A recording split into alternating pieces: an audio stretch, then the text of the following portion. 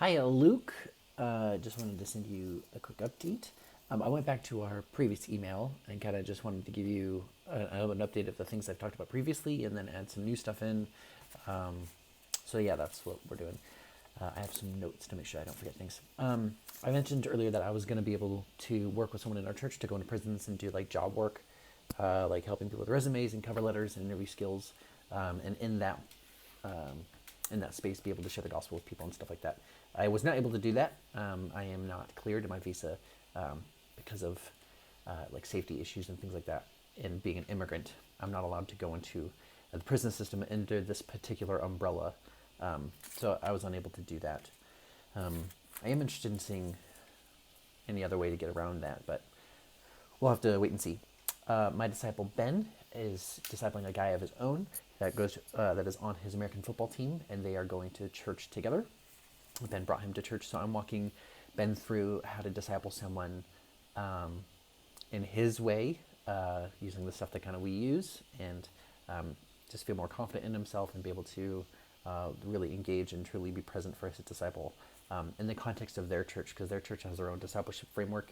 And he has a mentor there, but the mentor there doesn't quite connect with him very well, and isn't available and isn't consistent. And so I'm kind of supplementing what the church is not being able to give him, which I think is my job. Finally, from the last, no, not finally, but the homeless and the prostitutes, the things that I talked about last time, connecting them with local outreaches that is connected to a part of our church called Neighbor Night, where people from the neighborhood and the church organizes it to bring in food and things like that, to be able to connect with their neighbors and engage with them and have gospel conversations. So that's a big thing that they do. I don't go to it. It's not. I can't get there because of other things that I do throughout the week.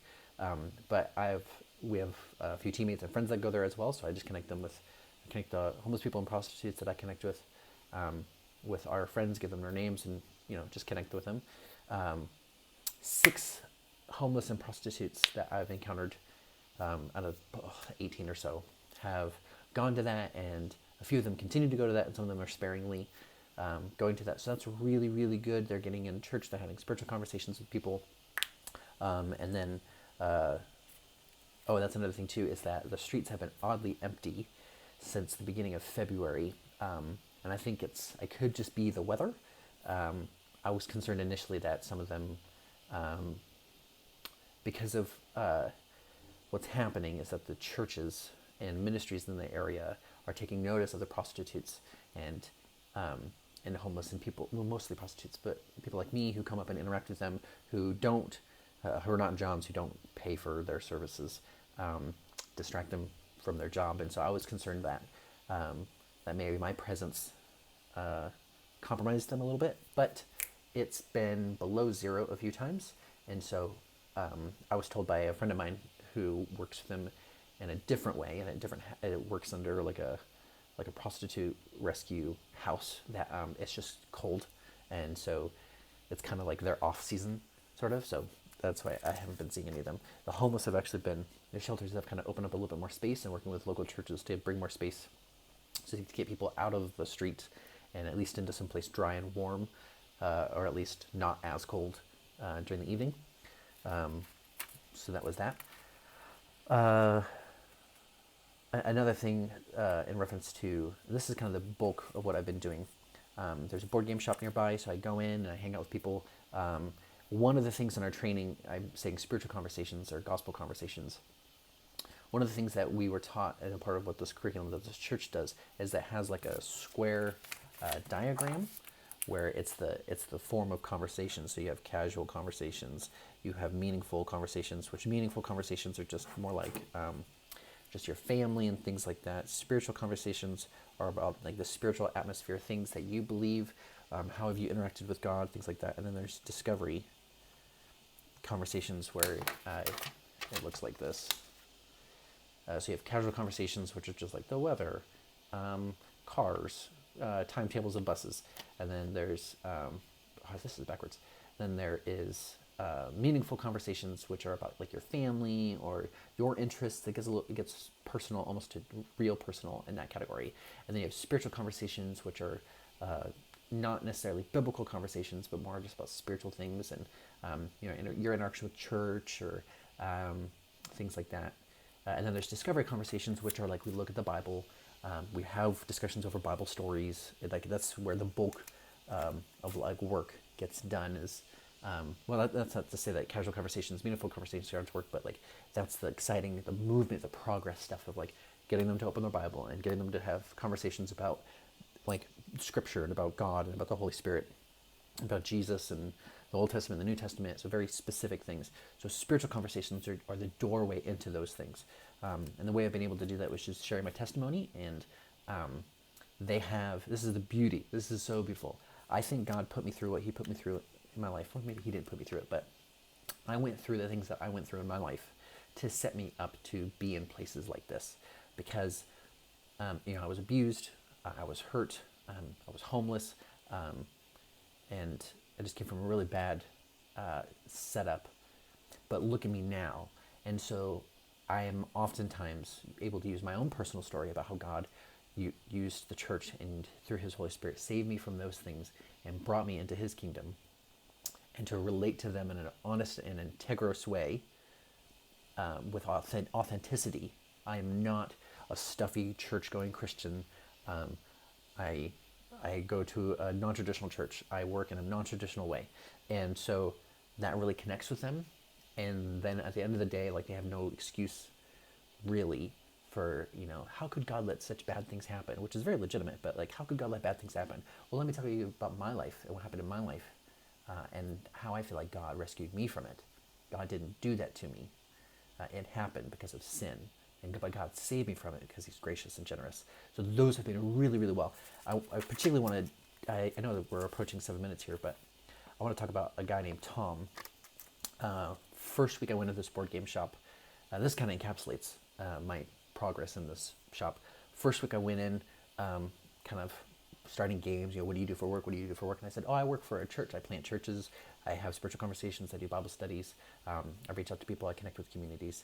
And he's like, so you're a pedophile. You like touching children. And he just went on. And I'm there for 4 hours, 5 hours. And he just, like every chance he got to just tag me, he took it. And he did not relent. And I feel like my response garnered a lot of respect for him and the people around him, because I didn't get offended. I didn't get upset by the things that he was saying. I didn't let it show. And so I was like, actually, that's not what I do. That's not my job. My job is to do this. And to translate it in a way that he understood, like, you work with teenagers and students who, have a maladaptive emotional processing. So you help them live a better life by not letting their emotions control them and force them to make bad decisions. Gotcha. Like no one has a problem with that. Everyone sees a youth problem. Everyone sees that needs to be addressed. And I'm someone that God uses to address it. Can't argue with that. So after 2 or 3 weeks of taking it on the chin from him insulting me and making just outrageous comments, just being patient and present, turning him into a friend. And that's huge for this group because he's a gatekeeper. He controls who goes into the WhatsApp chat on the texting. He's the one that controls who's invited to game nights and who's in and who's out. And he's just one of those social people. And so now he considers me a friend, which I consider him a friend as well. And so we're talking through our differences. And just last week, so after about 3 or 4 weeks of working, going there 2-3 times a week, and connecting with him and other people there, I finally got to have a spiritual conversation with him. It's like, I know you're not into church, and I know you have a lot of baggage, but I seem like a reasonable person, and you had some bad experiences. I was wondering if you were willing to talk about that. And he goes, yeah, you're a problem for me because all my experiences with church people are negative and they harass me, but you're the first church person I've ever encountered that isn't like them. And I'm wanting to figure out why. And that was huge. So we spent the next 3 hours just talking about, the reality of brokenness in people and brokenness in church and how God is above all that and how my life is a reflection of God's grace. And I just want to be loving, obedient to him, and to just care for people in a way that he cared for me, and he's given me capacity to do so. So why not be obedient and do it? And what it means to trust Jesus, and what it means to actually follow Jesus. So Tom had a huge breakthrough, and we're working through developing that trust again into religious people. It's difficult because there's about maybe 25 people that go to this board game shop on a regular basis. They're the regulars. I'm considered one of them. And there's about maybe 20 of them are anti-religious or atheist, and antagonistically so. Tom was the top dog in that. And so I'll go in each week, and the few times Tom introduced me as that church guy, or the guy, in his words, the guy who touches kids, and they're like, "Oh, so you must be a church worker then." So it's just, it was a mess. But just being patient and being present and talking them through those things, not reacting, not giving them that jaded, hurt response that they're looking for, but just being patient and kind and loving to them has been a huge plus.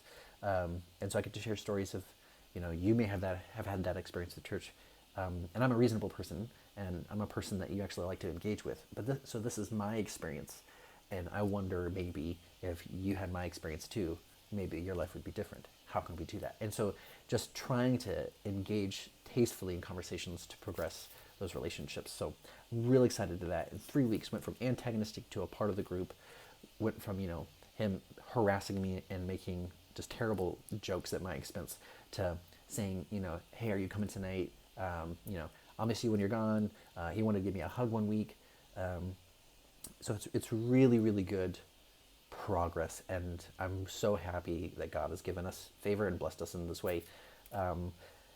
In the conversation grid has been the most important thing for us, not for us, but for me at least in this time, because it helps me track and be like, okay, this week is we're just having conversations, we're having casual conversations, unless the Lord opens something else, and maybe I feel prompted to push it a little bit more and say, okay, let's edge into meaningful and spiritual conversations. And there's another paradigm that goes with it, but it takes a little bit too much time to write down, and I want to make this, I was trying to make this relatively quick, but that didn't quite work. New stuff. Jem has asked a collection of people to develop Bible study materials to be used Gem-wide. So it's book study materials, it's themes, it's word studies, it's language studies, it's characteristics of God, characteristics of Jesus, things like that. So I'm a part of a team of people that get to put forth material, and so there's a whole list. I pick some things off that list, make some material for it, give them a rough outline, and then they'll decide who gets to kind of finish what they want to finish. So I'm working through things on Joshua, the Pentateuch. So I'm taking kind of more Old Testament stuff because I have some expertise in the area, go into Multnomah doing that stuff, but also it's not where a lot of people are going. So I feel like my stuff will be able to be consistent as I'll be able to get more stuff in. And then finally with Gem things. So all the other stuff was local stuff. This last one's Gem related. There was a guy in Scotland doing peer-to-peer counseling, and he was teaching his whole church how to be peer-to-peer counselors through a system that he developed called Life Care. Saul Scaff.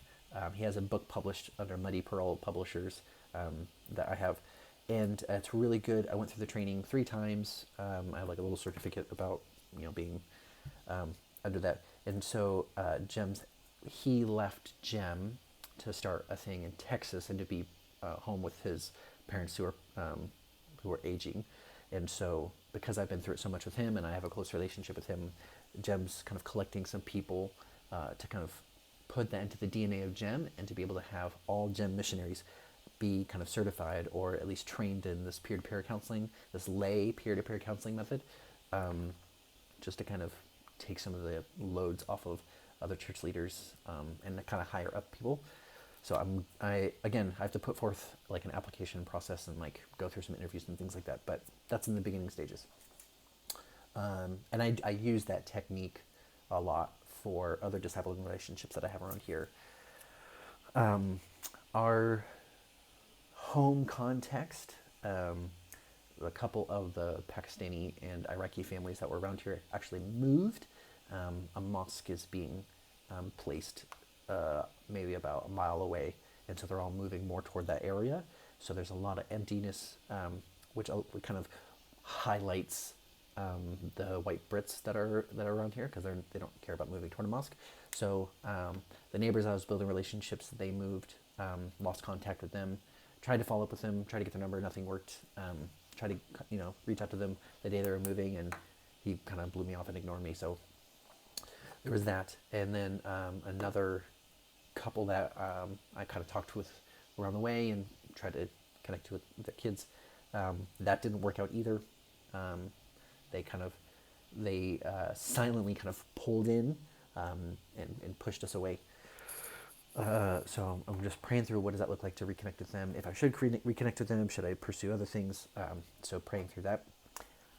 Lastly, we have some updates for Sarah's stuff. So Sarah's connecting with a mom's group, a local mom's group that she got connected with through some church connections, but also through like an app. Like there's this mom's app that's in Britain. It's bananas. It's anonymous mom stuff. It's solely for moms. So Sarah got connected through a lot of moms through that. And so she has regular meetings with them. Her diary's pretty full with connecting with women and meeting with women and addressing mom needs and spiritual needs and having lots of really good conversations with them. And because our babies are a little bit older than their babies, we're able to pass some stuff on to them. And then in that that builds the relationship even more and to be able to open doors. So we've had in total, we've had about, so we have 6 prostitutes, homeless people go to neighbor night. We've had 2 people come to know Jesus, but are connected with other churches. So we we were part of the process of leading them to the Lord and helping them accept Jesus and figure out what does that mean for my life and what do I need to do or who do I need to be and what does that look like, and then able to release them to connect with the churches that are around here. And then we were also able to talk with a lot of these mums to try to get groups going. So there's a lot of things kind of tailing. I think there's going to be a lot of sowing here real soon. Lots and lots of sowing. I'm praying for that. So then also a part of Sarah's stuff, we're being connected with a church in London because that's where we want to move next after this year here.